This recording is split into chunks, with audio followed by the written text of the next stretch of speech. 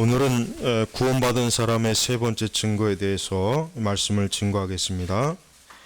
이 로마서 7장은 굉장히 좀 논란이 되는 장입니다. 어떠한 논란이냐면 과연 로마서 7장이 구원받은 사람의 증거인지 구원받지 못한 사람의 증거인지에 대해서 신학자들이 굉장히 본문 말씀을 가지고 많이 논쟁을 합니다. 그래서 로마서 7장은 바울이 구원받기 이전에 자신의 그 영적인 상태에서 그 상태를 고백하고 말하는 것이다라고 하는 그 신학자들도 있고, 반대로 로마서 7장의 이 말씀은 구원받은 성도의 내적 영적 상태를 바울이 고백한 것이다, 그렇게 말하는 신학자도 있습니다. 그러니까 양편으로 지금 갈라집니다. 저도 예전에 이 본문의 말씀이 과연 어느 쪽이 맞는 것일까 곰곰이 여러 번 많이 생각했는데, 대체로 개혁주의 신학자들은 이 로마서 7장의 이 부분은 그리스도인에게 해당되는 말씀이라고 분명하게 그렇게 가르칩니다. 굉장히 이것은 중요한 문제입니다. 오늘 이제 구원받은 사람의 세 번째 증거는 뭐냐면, 그리스도인이 정말 그 사람이 그리스도인이 되었다면, 물과 성령으로 거듭났다면, 하나님의 자녀라면 반드시 오늘 이 로마서 7장에 있는 이 바울이 증거한 이와 같은 영적 상태가 반드시 있어야 됩니다. 반드시 있어야 됩니다. 뭘 지금 얘기하냐면, 지금 우리가 18절부터 읽어봤죠. 나는 내 속, 곧 나의 육체 속에 선한 것이 있지 않다는 것을 안다. 원함은 내게 있으나 선을 행하는 것은 없다라고 했습니다.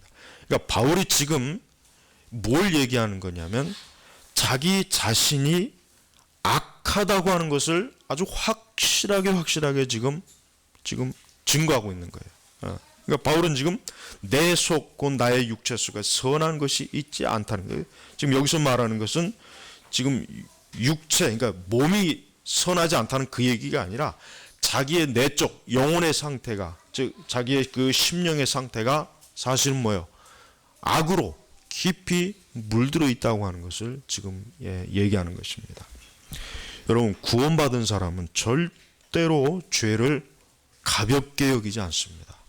오늘 핵심은 이겁니다. 물과 성령으로 구원받은 사람은 절대로 죄를 가볍게 여기지 않습니다. 우리가 지금 여기서 말하는 것은 단순히 도덕적이고 윤리적인 차원을 얘기하는 게 아니에요. 도덕적이고 윤리적인 차원을 지금 얘기하는 게 아니에요. 지금 여기서 말하는 것은 그건 지금 뭘 얘기하는 것이냐면, 즉 내 안에 지금 특별히 20절에 보면은 만일 19절부터 나는 내가 원하는 선을 행하지 않고 오히려 원하지 않는 악을 행한다. 그러니까 내 안에 이 악한 이 본성이 나를 항상 어때요? 죄와 악으로 끌고 다닌다는 것을 그걸 느끼고 아는 거예요. 깨닫는 거예요. 그러나 거듭나지 못한 사람은 이걸 알지 못해요. 거듭나지 못한 사람은 단순히 그냥 양심의 가책, 내가 잘못했구나, 내가 좀 옳지 못한 일을 했구나, 요 정도 차원이지 자기 안에 죄의 세력은 느끼지 못한다. 죄의 세력. 그러니까 나를 철저하게, 나는 올바른, 나는 바른 길로, 나는 하나님의 기뻐하시는 길로, 또 내 양심이 지시하는 바른 길로 가고 싶은데, 근데 자꾸 내 안에서 또 다른 악의 세력이, 악한 본성이 자꾸 나를 잡아 끄는 거라. 그러니까 나는 이쪽으로 가고 싶은데 내 안에서 그 어떤 악의 세력, 본성이 나를 잡아 끌고 반대쪽으로 자꾸 끌고 가려고 하는 거. 그거를 지금 바울이 얘기하는 거예요. 그러니까 지금 바로 이렇기 때문에 바로 이제 제가 처음에 서두에 꺼낸 것처럼 이거는 구원받지 못한 상태에 있을 때 바울이 얘기하는 것이다. 구원받은 사람이라면 절대 이룰 수 없다. 그들이 그것을 이제 주장하는 거예요. 근데 어떻게 보면은 그들의 그 신학적 전개를 보면은 또 그럴듯해요. 왜냐하면 정말 그러니까 지금 우리가 과연 구원받았다면, 내가 하나님의 자녀가 되었다면, 거듭났다면은 이런 게 없어야 되지 않겠냐 이게. 이런 게 없어서 오히려 이와 같은 것들이 없고 항상 우리를 어때요?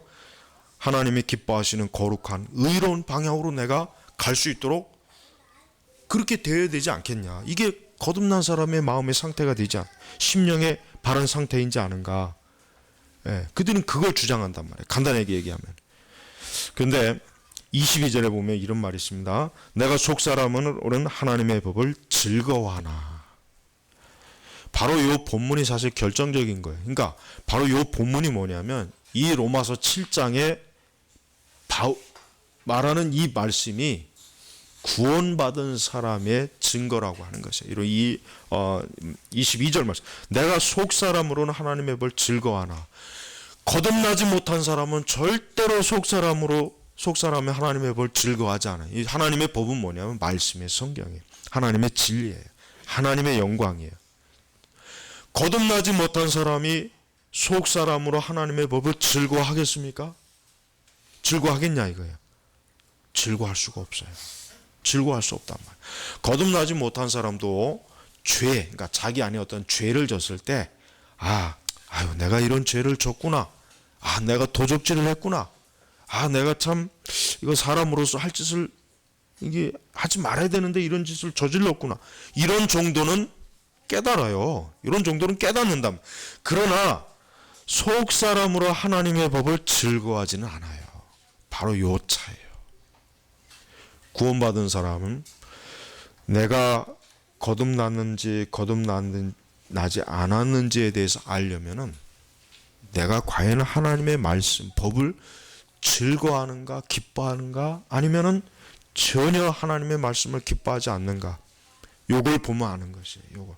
근데 이것은 굉장히 깊이 파악해야 돼. 이것은 정말 자기 자신을 깊이 자각해야 돼. 그러니까 자신의 죄를 구원받은 사람은 자신의 죄를 어디에서부터 자각하냐면 영혼에서 자각하는 거예요. 육신에서 자각하는 게 아니에요. 구원받지 못한 사람, 그저 세상에서 말하는 잘못했으니까 너 뉘우쳐야 돼. 우리가 이제 예를 들면 어떤 사람이 범죄를 저질렀어요. 근데 이제 이 사람이 자기가 지은 죄에 대해서 인정을 해요. 내가 잘못했습니다. 내가 참 죄를 졌습니다. 인정을 한단 말이에요. 근데 그 인정하는 것은 단순히 뭡니까?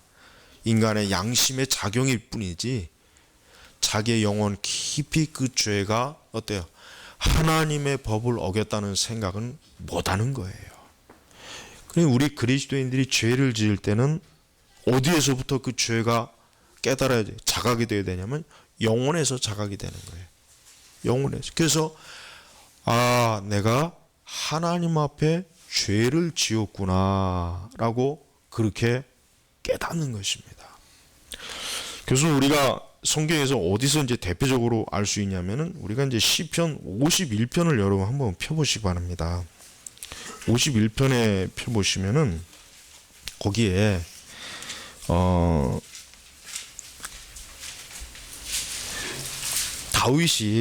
다윗이 지금 이 하나님 앞에 회개하는 그 기도의 내용인데 지금 여기서 다윗의 고백 가운데 보면은 굉장히 중요한 게 있습니다. 51편 3절에 보면은 내가 내 죄가를 아니 내 죄가 항상 내 앞에 있습니다. 내가 주께만 죄를 지었으며 주님 보시기에 악을 행하였으므로 주께서 말씀하실 때 의로우시고 주께서 판단하실 때 정당하실 것입니다. 지금 이 시편 51편이 어떠한 기도냐면 그 표제에 나와 있죠. 다윗이 밧세바와 간음의 죄를 저지른 이후에 나단 선지자의 책망을 듣고 하나님 앞에 회개한 기도인다. 기도. 근데 다윗이 지금 무슨 얘기를 하냐면 내가 밧세바에게 죄를 졌다는 고백을 하지 않고 뭘 하냐면 내가 주께만 죄를 지었으며 주께만. 지금 다윗은 그렇다고 해서 다윗이 지금 밧세바에게 죄를 지은 것을 무시하는 게 아니라 지금 뭘 얘기하는 거냐면 다윗은 나단 선지자의 책망을 듣고 그가 죄를 급격하게 깨닫는데 어떻게 깨닫냐면 하나님 앞에 자기가 죄를 졌다는 걸 깨닫는 거예요. 바로 이걸 얘기하는 거예요. 이걸. 그러니까 성도가 죄를 지었을 때 그 사람은 그 죄에 대한 가장 일차적인 그 죄로 인해서 가장 그 영광과 그 죄로 인한 그 옳지 못한 그 범위가 어디에 가장 먼저 일어나냐면 하나님에게 이르는 거예요. 하나님에게. 그러니까 그리스도인들이 죄를 지으면은 단순히 다른 사람에게 피해를 줬다, 해를 줬다, 어떤 나쁜 일이 일어났다 이 차원이 아니라 하나님의 영광을 해방하는 거예요. 그 다윗이 범죄함으로 그것이 누구에게 가장 큰 가장 안타까운 것이 뭡니까? 하나님의 영광이 회방을 받는 거예요. 회방. 누구로부터? 마귀로부터, 사단으로부터. 바로 이것입니다. 이와 같은 것이 없이 그냥 내가 잘못했구나. 내가 이거 좀 참 부끄럽다. 그냥 내 마음에서 내가 이거 참 다시는 다음에 이런 일을 저지르지 말아야지. 이거는 성도의 회개가 아니에요. 이거는 하나님 믿지 않는 불신앙자들도 얼마든지 할 수 있는 회개예요. 얼마든지 할 수 있는 거예요. 그러니까 교회 안에서 우리가 거듭나지 못한 사람이 스스로가 착각을 하는 경우가 있어요. 내가 이렇게 죄를 안타까워하고 깨달으니까 나는 거듭났구나. 나는 거듭났네. 내가 이렇게 죄에 대해서 고통스러워하니까. 근데 그것이 아닐 수가 있다고 하는 것을 여러분 꼭 여기서 오늘 말씀을 알아야 됩니다. 진정 거듭난 사람은 죄를 절대로 가볍게 여기지 못합니다. 아무리 작은 죄를 졌어도 그 죄로 인해서 어디에서 고통을 받냐면 영원히 고통을 받는 거예요. 그러니까 죄는 영혼에서 자각이 되어야지, 영혼에서 자각되지 않는 죄는 그거는 단순히 인간이 양심으로의 작용으로 인해서 자기의 잘못한 것을 부끄러워하는 차원밖에는 안 되는 거예요. 근데 이거는 동물도 그렇게 할 수 있어요. 여러분, 개를 보면은, 저는 어릴 때 이제 개를, 큼지막한 개를 길렀어요. 이 쥐꼬리만한 개 말고 큼지막한 개, 그냥 아주 큰 거. 근데 이 개를 키울 때 보면은 이 개들이 좀 잘못하고 그러면은 그걸 어떻게 버릇을 고쳐야 되느냐? 개에 딱 쓰다듬으면서 다음부터는 그러면 안 된다, 그러면 안 돼. 그러면 안 돼요. 한번 뒤지게 두들겨 패야 다음부터는 개들이 안 하더라고요. 그러니까 여러분, 동물도 뭔가 잘못됐다는 걸 훈련시키면은 알아들어요. 그러니까 제가 이게 뭐예요? 거듭나지 못한 사람이 내가 잘못했어. 이건 동물도 알 수 있는 거란 말이에요. 동물도 알 수 있는 거예요. 근데 그거를 회개했다라고 보면 안 되는 거예요. 진짜 회개는 뭡니까? 다윗과 같이 내가 주께만 그러니까 내가 하나님께 범죄했구나. 하나님의 영광을 크게 범했구나. 바로 이 차원입니다. 근데 이 차원으로 들어가려면은 육신적인 차원이 안 돼요. 그냥 도덕적이고 윤리적으로 당신이 잘못했어, 이 차원 갖고는 안 되는 거예요. 뭡니까? 정말 다윗과 같이 하나님의 영광을 크게 훼손했구나. 그러니까 우리 사실은 거듭난 그리스도인이라 할지라도 우리가 사실은 제가 얘기하고 싶은 것은 너무 가볍게 죄를 회개하는 그런 죄를 저지를 수 있다는 거예요. 우리 시대가 그렇잖아요. 우리 시대가 죄를 하나님 앞에 깊이 회개할 것을 가르치지 않아요. 교회가. 죄를 그냥 가볍게 회개하는 정도로만 가르쳐요. 심지어는 그것조차도 아니죠. 제가 오늘 집에서 나오기 전에 극동방송을 잠깐 틀어보니까 다 그 설교죠. 걱정하지 마세요. 하나님 당신과 함께합니다. 용기를 내세요. 믿음을 가지세요. 하나님 신뢰하세요. 맨날 그런 설교만 나와요. 하나님 앞에 깊이 죄를 회개하십시오. 하나님 앞에 여러분의 영혼을 쥐어 짜는 듯한 회개를 하십시오. 다윗이 침상에서 눈물을 뿌리면서 하나님 앞에 통곡을 한 그런 회개를 하나님 앞에 하십시오. 이런 설교는 난 들어보질 못했어요. 방송 설교에서. 맨날 하여튼 방송 설교에 나오는 설교자들은 다 두들겨 패야 돼요. 하여튼 그냥 먼지가 나도록. 아주 꼴보기 싫어 아주 그냥. 왜 성도들의 영혼을 그 사람들이 생각하는 건 그거겠죠. 우리 성도들이 얼마나 힘들까. 한 주간 직장에서 그냥 여기저기서 부딪히고 힘드니까 염려도 많고 고난도 많으니까 용기를 북돋아야지. 그러니까 하나님의 아마 그런 의도이겠죠. 근데 그거는 아닙니다. 성도는 하나님 앞에 회개를 많이 할 때 기쁨이 옵니다. 회개를 많이 할 때 영혼에 힘이 생겨요. 여러분, 다윗이 하나님 앞에 회개를 많이 했다고 해서 다음날 병들어 죽었습니까? 아니에요. 오히려 다윗은 그때서야 회개하고 나서야 다윗이 진정으로 회복이 된 거예요. 다윗은. 그 전까지는 다윗은 회개 안 했단 말이에요. 1년 가까이. 밧세바하고 간음한 이후 별짓을 다 저지른 다음에 그 양심을 속인 거예요. 모른 척한 거예요. 1년 내내. 그러다가 하나님께서는 나단 선지자를 보낸 거란 말이에요. 하나님께서는 다윗이 깊이 회개하기를 원했는데 안 한 거예요. 다윗이 분명히 그 전까지는 아마 내가 이거 하나님 앞에 이거 다윗 그 밧세바와 동침한 거 이거 참 나쁜데 다음부터 이러지 말아야지. 내가 이게 나이 먹어서 주책이구나. 왜 그날 내가 그 옥상에 올라가가지고 벌거벗은 여자의 그 목욕한 걸 봤을까. 그런 양심은 있었단 말이에요. 그러나 시편 51편과 같은 회개는 없었어요. 그러니까 하나님께서 나단 선지자를 보낸 거예요. 보낸 거란 말이에요. 그 전에 회개했다면 나단 선지자를 보낼 이유가 없죠. 하나님 왜 보냈겠어요? 쓸데없이 회개했는데. 근데 하나님께서 보시기에 다윗은 회개하지 않았어요. 단순히 자기의 잘못에 대해서는 내가 좀 이러면 안 되지, 이런 생각은 가졌겠죠. 그러니까 사실은 어쩌면은 우리 자신들도 하나님 앞에 정말 받아들여질 만한 회개하지 않고 그냥 가볍게 하나님 잘못했어요, 예수님의 이름으로 기도합니다, 끝. 이런 회개 형태가 사실 우리 복음지, 바로 지금 우리 시대 교회에 얼마나 널리 퍼져 있습니까? 그러다 보니까 죄를 어때요? 키우는 거예요. 여러분, 우리가 읽은 본문 오늘 로마서 그 7장도 그렇습니다. 여러분, 지금 바울이 지금 한번 고백하는 거 보세요. 23절에 내 지체 속에서 다른 법이 나의 마음의 법과 싸워 나를 내 지체 속에 있는 죄의 법의 포로로 삼는 것을 본다. 그러면서 24절에 같이 읽어보겠습니다. 나는 비참한 사람이다. 이 사망의 목에서 누가 나를 건져주겠느냐.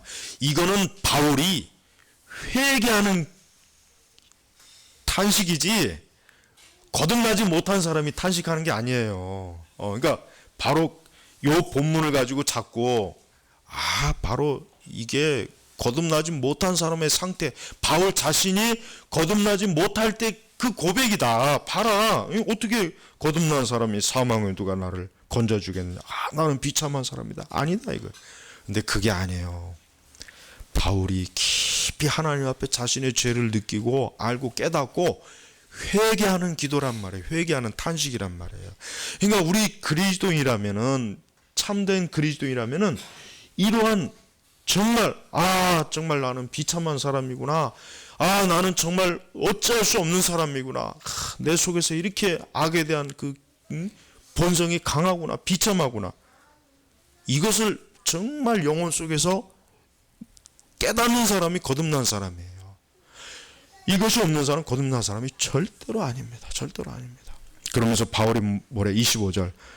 우리 주 예수 그리스도로 말미암아 하나님께 감사드립니다. 그러므로 나 자신이 마음으로는 하나님의 법을, 육신으로는 죄의 법을 섬기고 있다. 그러니까 보세요. 비록 성도는요, 두 가지가 항상 같이 있는 거예요. 뭐냐면 참된 성도는 자신의 죄로 인하여 심령의 슬픔, 경건한 슬픔을 항상 가지고 있어요. 그러면서 동시에 예수 그리스도로 인한 평강이 또 있는 것이에요. 참된 중생자, 거듭난 자는 바로 그것입니다. 항상 자기의 그 죄로 인한 경건한 슬픔, 내가 이 거룩하신 하나님 앞에 너무 부정하구나. 부정하구나. 내가 나 자신을 보니까 너무 더럽고 지저분하고 부끄럽고 참 정말 나의 이런 상태를 사람들이 만약에 본다면 얼마나 이게 참 창피하고 부끄러울까. 정말 얼마나 이게 참 살 수 없는 것인데 그런 깊은 경건한 슬픔이 있어요. 그러면서 동시에 뭡니까? 바울처럼 우리 주 예수 그리스도로 말미암아 하나님께 감사드린다.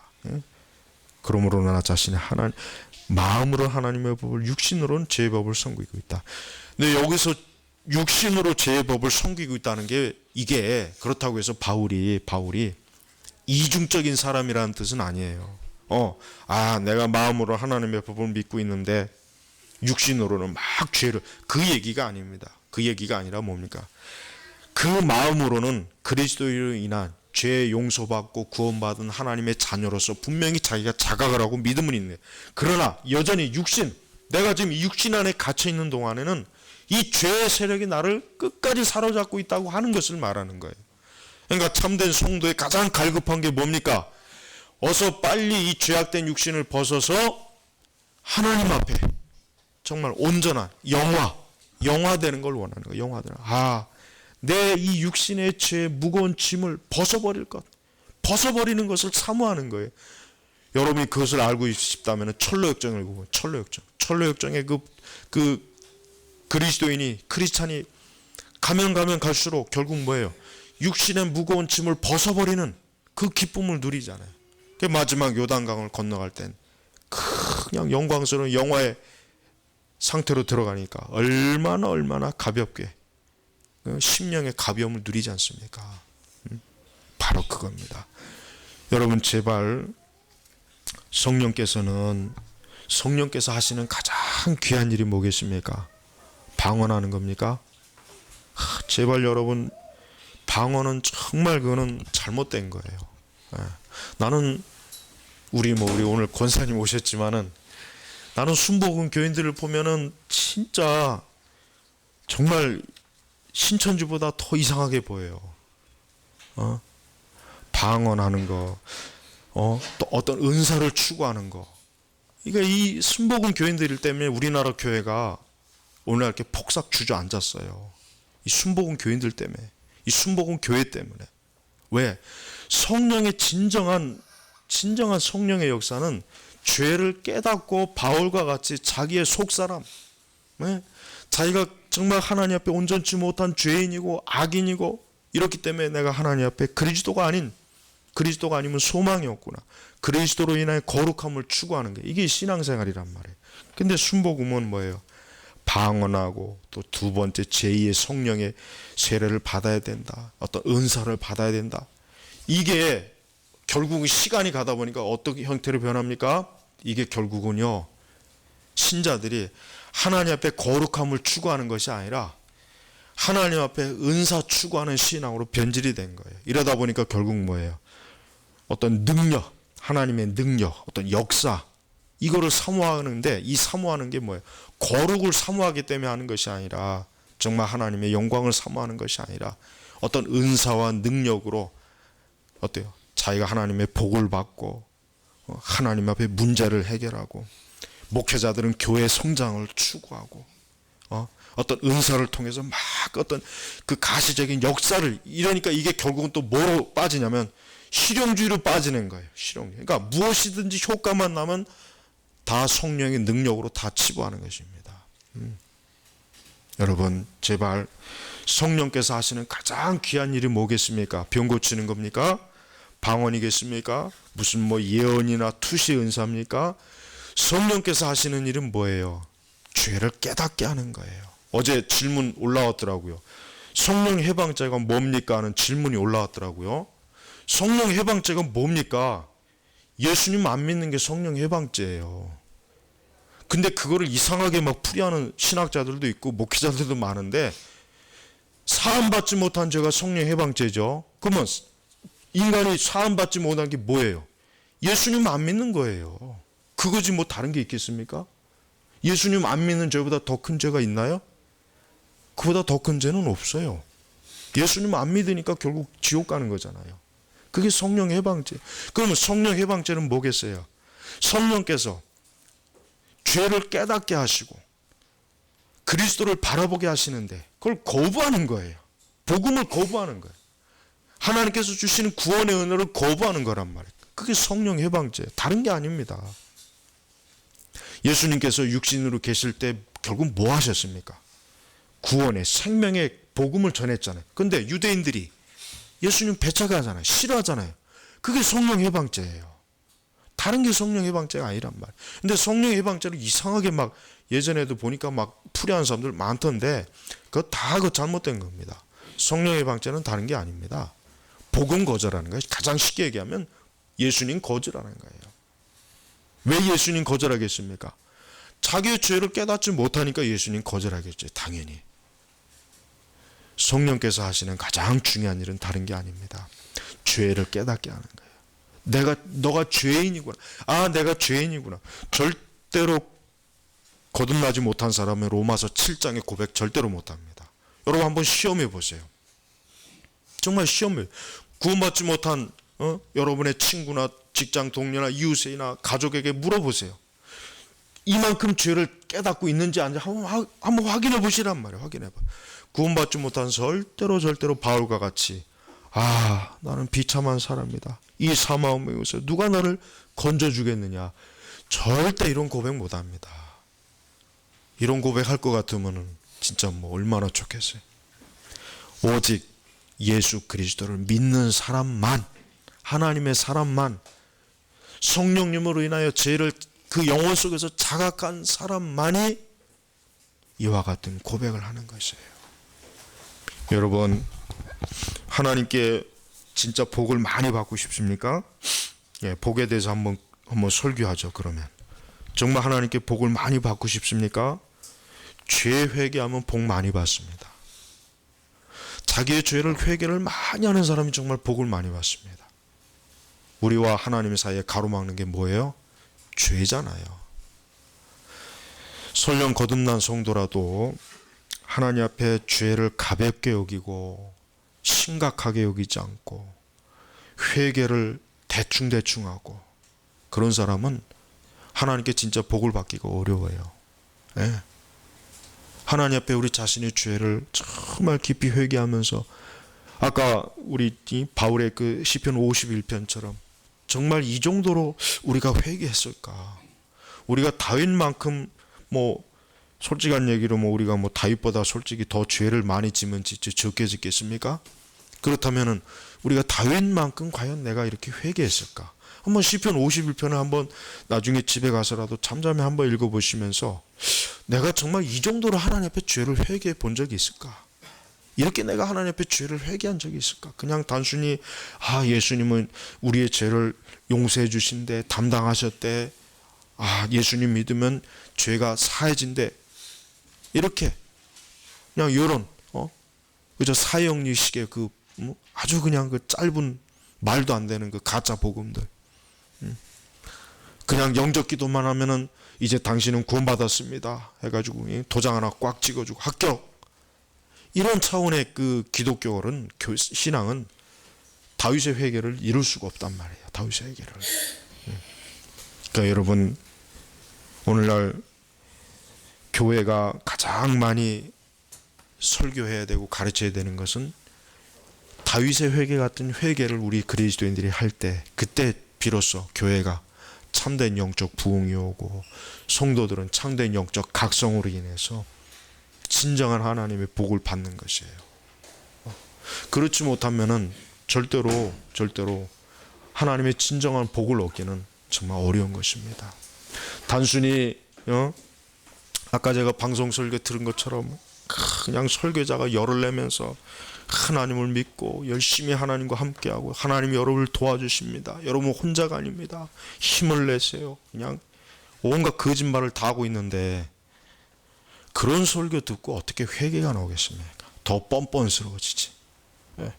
오늘날 우리 그리스도인들이, 오늘 우리 시대 교회가 왜 이렇게 참 이 세상에서 왜 왜 교회가 왜 욕을 먹겠습니까? 왜 우리 그리스도인들이 참 그 세상 사람들 보기에도 왜 그렇게 부끄러운 사람이라고 여겨지겠습니까? 진정한 회개의 각성을 하지 않으니까 그러는 거예요. 진정한 회개의 각성을 하지 않으니까. 근데 사실은 정말 힘든 게 회개예요. 물론 회개는 우리 힘으로는 할 수 없는 거예요. 성령에 의해서 회개해야 돼요. 그러니까 우리가 성령님을 정말 구할 때, 성령님을 찾을 때 나에게 방언 주세요, 그냥 뭐 은사 주세요, 이런 거 말고 하나님, 나이가 하나님 앞에 정말 회개할 수 있게 해주세요, 이런 기도를 정말 드린다면 그거야말로 성령께서 가장 기뻐할 수 있는 기도일 거예요. 정말 그거야말로 아마 그것만큼 하나님께서 기뻐하는 기도는 없을 거예요. 하나님, 내가 하나님 앞에 지금보다 더 하나님 앞에 회개할 수 있게 해주십시오. 정말 내 자신이 바울과 같이 20절에 보니까 만일 내가 원하지 않는 것을 행한다면 그것을 행하는 자는 내가 아니라 내 속에 있는 죄이다. 그러니까 바울은 자기 안에 있는 죄의 세력을 너무나 철저하게 발견한 겁니다. 이게 바로 그리스도인이에요. 거듭나지 못한 사람 절대로 자기 영혼 속에서 죄 발견 못합니다. 할 수가 없어요. 할 수가 없는 거예요. 오늘 세 번째 거듭난 사람의 표지, 이 세 번째가 어쩌면 제일 중요한 거. 이게 사실은 제일 먼저 했어야 할 설교인데 세 번째로 뒀는데, 내 안에 이 죄의 세력, 그러면서 뭐예요? 결국은 그리스도로 향하는 거예요. 그리스도. 바울이 결국은 우리 주 예수 그리스도로 말미암아 결국 그리스도를 향하잖아요. 그러니까 죄 회개 많이 하면 할수록 예수님과 더욱 가까워져요. 예수님과 더욱 가까워지니까 하나님의 복이 더 많아지겠습니까? 적어지겠습니까? 여러분, 우리가 하나님께 회개를 많이 할수록 하나님의 신령한 은혜와 은사는 정말 많이 주어지고 정말 하나님의 복은 풍성하게 내려져요. 교회는 영적인 각성이 이루어지고 성도들 한 사람 한 사람 참 하나님 앞에서 새로워지고 온전해지는 것이에요. 그게 바로 진정한 성도의 표지가 되는 것입니다. 여러분, 그리스도인들은 항상 자기 자신에 대해서 이 로마서 7장과 같은 이와 같은 고백이 정말 날마다 나타나야 돼요. 그것이 참된 성도의 표지가 돼요. 증거가 되는 것이에요. 여러분, 오늘 말씀을 잘 여러분 귀담아 듣고 다시 한번 이 로마서 7장을 한번 잠잠히 한번 읽어보시고 또 시편 51편도 읽으시면서 하나님이 정말 사람에게 요구하시고 기뻐하시는 것이 무엇인가? 그것은 바로 하나님의 영광을, 하나님의 거룩하심을 사모하면서 주님 앞에 회개하는 것이구나. 이것이 참 하나님이 기뻐하시는 것이구나 하는 것을 이 말씀을 통해서 다시 한번 영혼 속에서 깊이 자각하시기를 주의 이름으로 축복합니다. 기도하겠습니다. 하나님 아버지, 감사합니다. 오늘 이 시간 귀한 은혜와 또 은총으로 우리에게 주시는 말씀을 통해서 하나님의 영광을 봅니다. 하나님, 사실은 정말 우리 자신도 얼마나 죄를 심각하게 여기지 않고 가볍게 여기는지 이 시간 이 말씀을 통해서 우리 자신을 돌봅니다. 우리 예수 그리스도의 그 십자가의 고난과 희생과 채찍과 물과 피를 욕보이는 그런 가벼운 회개를 앞으로는 절대로 하지 않도록 우리의 심령 속에 성령님의 깊은 영적 각성의 은혜를 베풀어 주시옵소서. 감사하며 우리 주 예수님의 이름으로 기도 올렸습니다. 아멘.